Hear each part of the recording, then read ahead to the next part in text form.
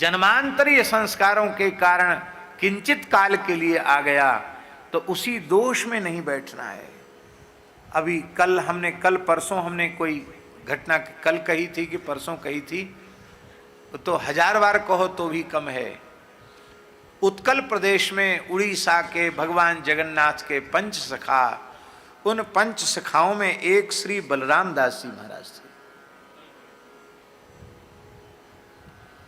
महाराज जी जगन्नाथ जी साक्षात वार्तालाप करते थे, खेलते थे उनके साथ। पर एक घटना ऐसी घट गई, पखावज बजाते थे, मृदंग बजाते थे और संगीत के बहुत मर्मज्ञ थे वो।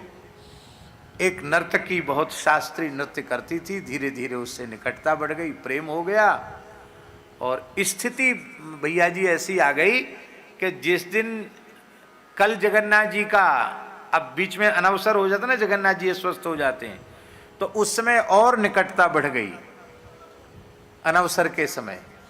और अब ये हुआ कि कल जगन्नाथ जी की रथ यात्रा है और रात्रि में वे महापुरुष उसी नर्तकी के यहां चले गए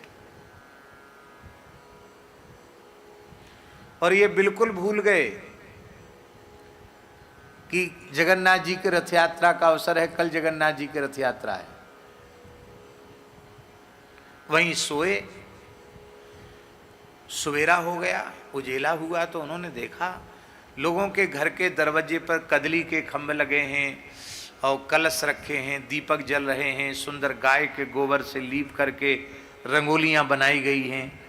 तो उन्होंने उस नर्तकी से पूछा कि क्या है, आज घर घर की बड़ी सजावट हो रही। अरे बोले आपको पता नहीं है, श्री जगन्नाथ महाप्रभु की थोड़ी देर में पहुंडी होने वाली है, भगवान चल करके रथ में विराजेंगे। अरे आज रथ यात्रा है? बोले हाँ।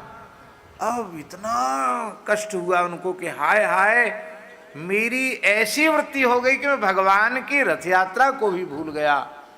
भावावेश में दौड़े बिना स्नान के, उन्हीं वस्त्रों से जिन वस्त्रों से वो नर्तकी के निकट शयन किए थे, उन्हीं वस्त्रों से वे दौड़े और जगन्नाथ जी के रथ पर भावावेश में चढ़ गए।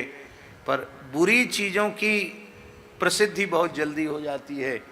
वो बात जैसे ही पंडों के कान तक पहुंच गई थी, मार मार करके, पीट पीट करके उन्होंने रथ से नीचे धक्का करके गिरा दिया और बेहोश हो गए बेचारे। वहां से उठे, समुद्र के किनारे आए, मन में बिल्कुल कष्ट नहीं हुआ श्री बलराम दास जी के। वे मन में विचार करने लगे, मैं अपराधी जीव हूँ, अच्छा हुआ ब्राह्मणों ने प्रहार करके मुझे यमदंड से बचा लिया, नहीं तो जमराज की मार खानी पड़ती। अच्छा हुआ, मैं अपराधी था, मुझे तो दंड मिलना ही चाहिए था। बिना स्नान के मैंने उन लोगों का स्पर्श कर लिया, रथ पर चढ़ गया, तो मैं अपराधी हूँ। पर कोई बात नहीं, हम यहीं से मानसी में भगवान को रथ में बिठाएंगे। तो महाराज जी समुद्र के किनारे उन्होंने क्या किया कि बालुका का रथ बनाया, एक जगन्नाथ जी का, एक बलभद्र महाप्रभु का, एक सुभद्रा जी का, और रथ बना करके उसी में ठाकुर जी को, बलभद्र, सुभद्रा और जगन्नाथ जी को विराजमान कर दिया। और बस लगे अपने ठाकुर जी को मानसी में लाड़ लड़ाने। और इधर महाराज जी जगन्नाथ जी का रथ अचल हो गए, हिले ही नहीं रथ। ना दाऊ जी का रथ हिले, न सुभद्रा जी का रथ हिले, न जगन्नाथ जी का रथ हिले। शाम होने वाली थी और रथ हिले ही नहीं, एक हाथ भी रथ नहीं चला। पंडा पुजारी सब भगवान जगन्नाथ को मनाते मनाते थक गए। राजा ने भी मनाया, ठाकुर जी का रथ हिला नहीं। बोले हाथियों से इसको खिंचवाओ, हाथी चिंगाड़ मार गए, रथ हिला नहीं। तब गजपति ने रोते हुए कहा कि प्रभु अब आपकी लीला तो आप ही जानो, आप बताओ, नहीं तो मर्यादा नष्ट हो जाएगी।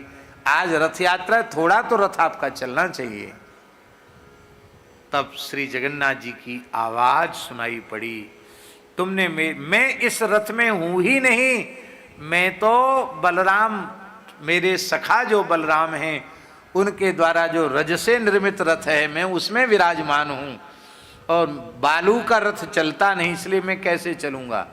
उनको बुलाओ और वो रथ पर चढ़ेंगे तो ही रथ हमारा चलेगा, पालकी लेके जाओ।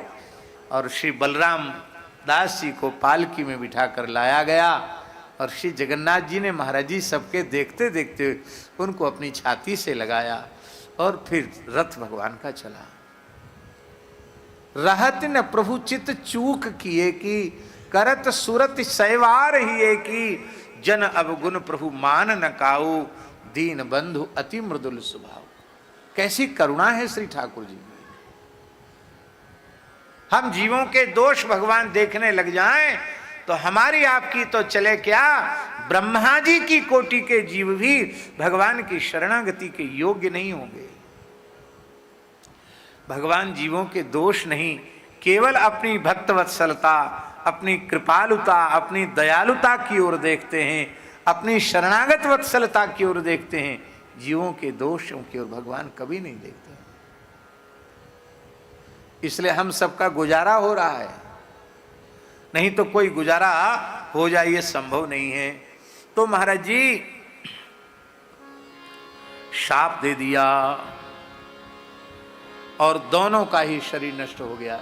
निमि जी भी देह त्याग दिए और वशिष्ठ जी भी देह त्याग दिए। अब यज्ञ कैसे पूरा हुआ? यजमान ही यज्ञ